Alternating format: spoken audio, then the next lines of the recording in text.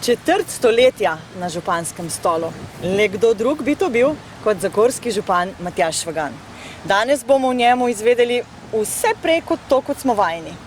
Le z nami in sledite.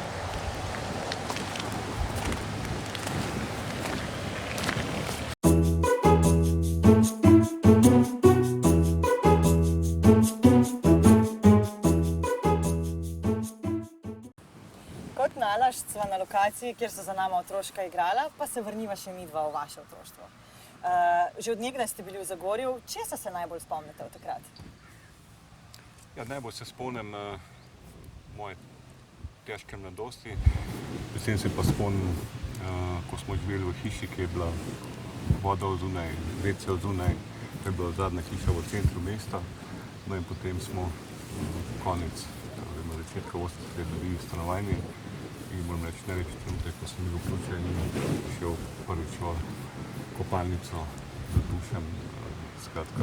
Ki je bila samo vaša, ne več skupna. Včasih ljudje mislijo, da se kar rodi že župan, verjetno, ne.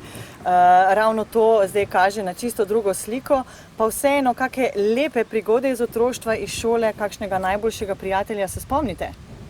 Vsekakor, mislim, še vedno občasno dobivamo.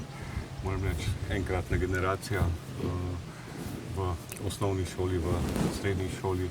Seveda nisem bil med najboljšimi učenci, glede na moje družinske razmere, tako da sem vesel, da tisto, kar sem dosegal sam. In moram reči, da na koncu tudi moja moč in nabija, ko sem pričel z županovanjem in politično kariero, je izhajalo ravno iz tega, da nismo bili politično v pozitivnem smislu takrat obremenjeni.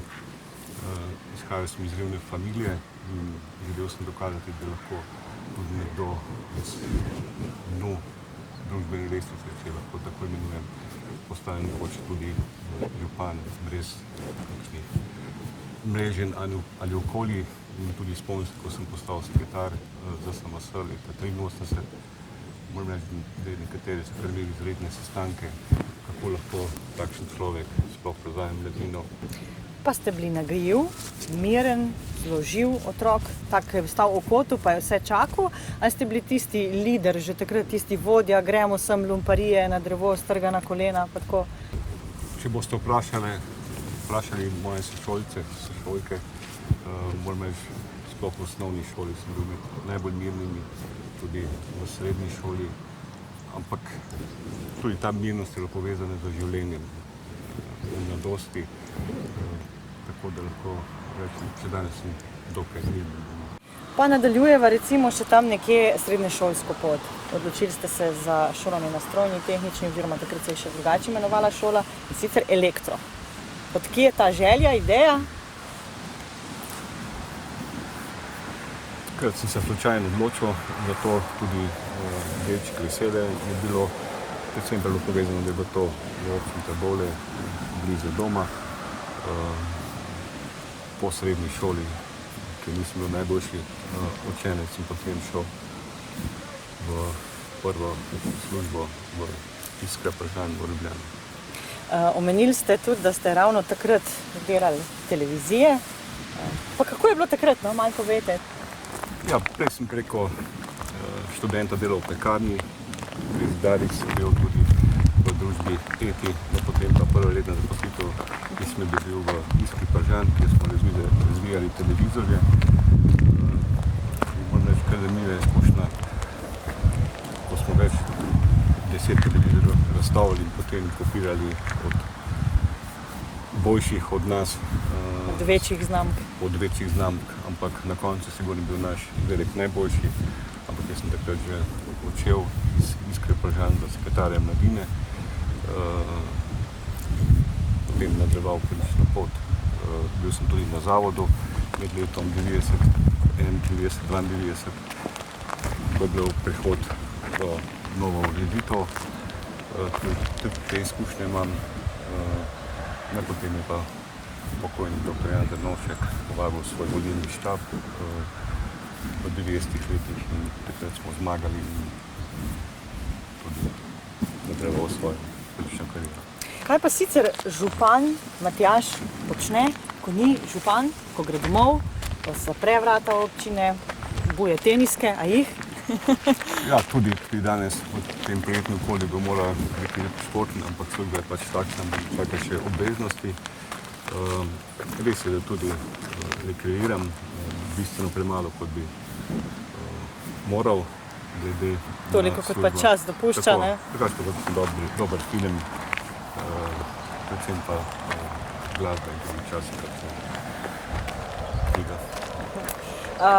Imate tudi poleg žene še enega otroka, fantka, oziroma zdaj že kot fant.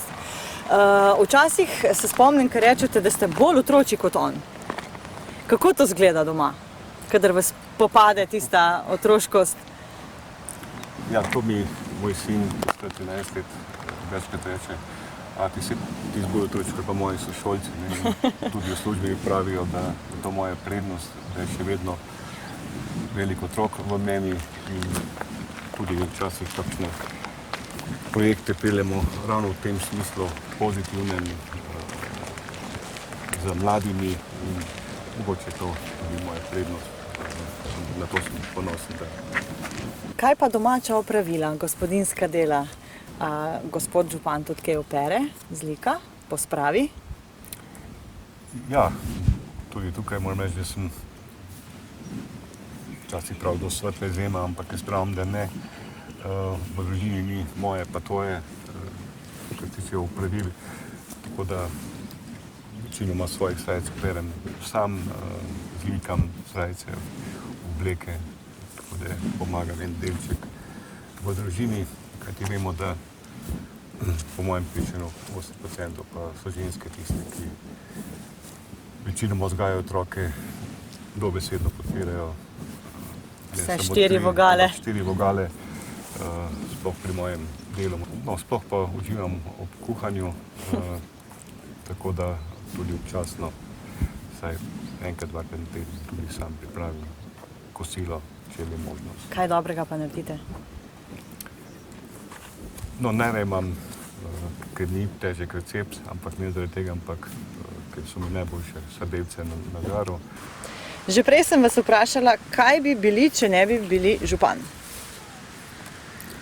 Ja, bi bil predsednik države. Kakšni so pa vaši plani za prihodnost? Rekla sva že četrt stoletja na mestu župana. A se vidite, bom rekla, nekako do upokojitve ali pa celo do konca življenja na tem mestu? Ali so še kakšne želje, ideje v vašem življenju, ki jih še niste uresničili, pa jih nekako planirate? Ja, so ideje, so cilji, so želje, tako da Matjaž je še poln energije in poln enih vizionarskih idej, tako za moje privatne vreme, kot tudi za službeno. Ampak jih, kot vidim, še ne boste izdali? Ne, gledajte, določene stvari so le osebne, kot ima vsak svoje želje, tako da imam želje in če ima skrito željo in če verjameš v nekaj, sigurno uspeh je zagotovljen. Mi pa bomo držali pesti, da se tudi uresničijo. Danes smo spoznali župana Matjaža Švagana v čisto drugačni vlogi. Lahko bi še kakšno uro govorila, ampak nekako imava omejen čas. Jaz se vam zahvaljujem, pa sem vesela, da so vas lahko tudi naši gledalci spoznali. Hvala tudi vam za prijeten pogovor. Čau! Čau!